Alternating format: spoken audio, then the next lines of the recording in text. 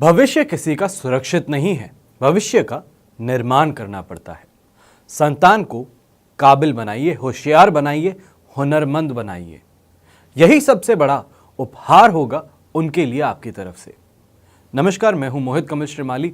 आप सभी का स्वागत करता हूं आपके अपने चैनल में। अब बात करने वाले हैं हम कि सर्वपितृ अमावस्या यानी कि मोक्ष दयनी अमावस्या कब है और उसका महत्व क्या है। और हिंदू पंचांग के अनुसार अश्विन मास की अमावस्या तिथि को सर्वपितृ अमावस्या के नाम से पुकारा जाता है। श्राद्ध कर्म में इस तिथि का बहुत ही ज्यादा महत्व माना गया है। शास्त्रों में से मोक्षदायिनी अमावस्या कहा गया है। आइए जानते हैं पितरों के तर्पण के लिए यह तिथि सबसे महत्वपूर्ण क्यों है। अमावस्या तिथि मनुष्य की जन्म कुंडली में बने हुए पितृदोष, मातृदोष से मुक्ति दिलाने के साथ साथ तर्पण, पिंडदान और श्राद्ध के लिए अक्षय फलदायिनी मानी गई है। शास्त्रों में इस तिथि को सर्वपितृ श्राद्ध तिथि भी माना गया है और इसके पीछे एक महत्वपूर्ण घटना है।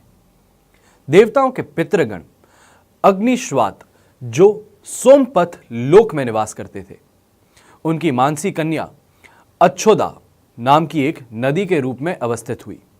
एक बार अच्छोदा ने 1000 वर्ष तक निर्शात तपस्या की।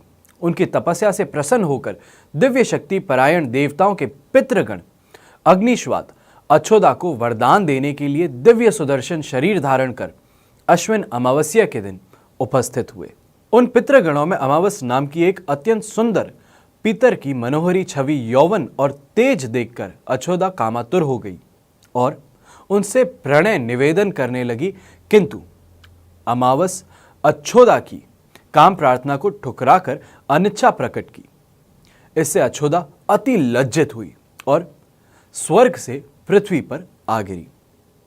तो अमावस के ब्रह्मचार्य और धैर्य की सभी पितरों ने सराहना की एवं वरदान दिया कि यह अमावस्या की तिथि अमावस के नाम से जानी जाएगी। जो प्राणी किसी भी दिन श्राद्ध न कर पाए, केवल अमावस्या के दिन श्राद्ध तर्पण करके सभी बीते 14 दिनों का पुण्य प्राप्त कर सकता है, अपने पितरों को तृप्त कर सकता है। तभी से प्रत्येक माह की अमावस्या तिथि को सर्वाधिक महत्व दिया जाता है और यह तिथि सर्वपितृ श्राद्ध के रूप में मनाई जाती है।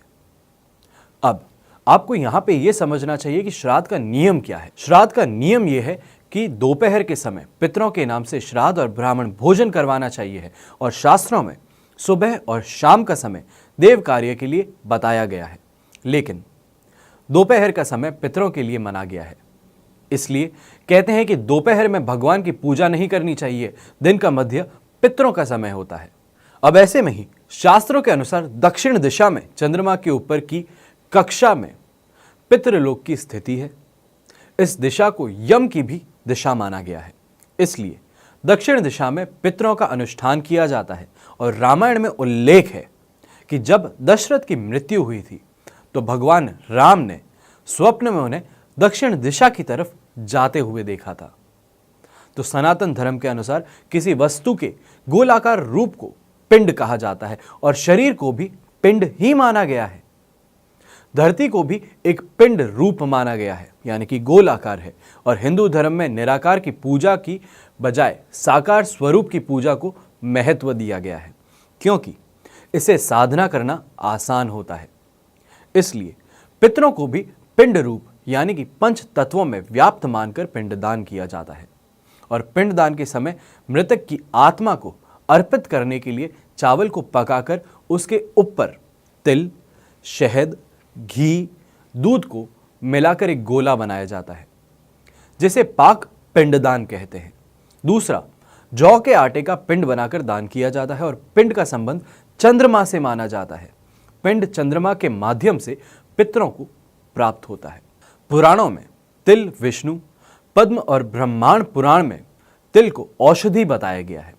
इनके अलावा मत्स्य, पद्म, ब्रह्मनारद्य और लिंग पुराण में तिल से जुड़े पाशुपत, सौभाग्य और आनंद व्रत बताए गए हैं। इसके साथ ही शिव पुराण में तिल के दान करने का महत्व बताया गया है और ब्रह्मनारदीय पुराण में कहा गया है कि पितृ कर्म में जितने तिलों का उपयोग होता है उतने ही 1000 सालों तक पितृ स्वर्ग में रहते हैं। पद्म और वायु पुराण के मुताबिक श्राद्ध कर्म में काले तिलों का उपयोग करने से पितृ प्रसन्न होते हैं। और वहीं गरुड़ पुराण और बृहद नारदीय पुराण का कहना है कि जिन पूर्वजों की मृत्यु अचानक या दुर्घटना में हुई है तो उनके लिए तिल और गंगा जल से तर्पण किया जाए तो उन्हें मुक्ति मिलती है। आशा करता हूं आपको ये जो इन्फॉर्मेशन दिया हूं ये पसंद आए। बाकी हमेशा की तरह यही प्रार्थना करता हूं कि आप और आपका परिवार सुखी रहे, संपन्न रहे, समृद्ध रहे, सुरक्षित रहे और घर में बड़े बुजुर्गों का आशीर्वाद और साथ आपको हमेशा मिलता रहे। जय श्री राम एवं जय हिंद।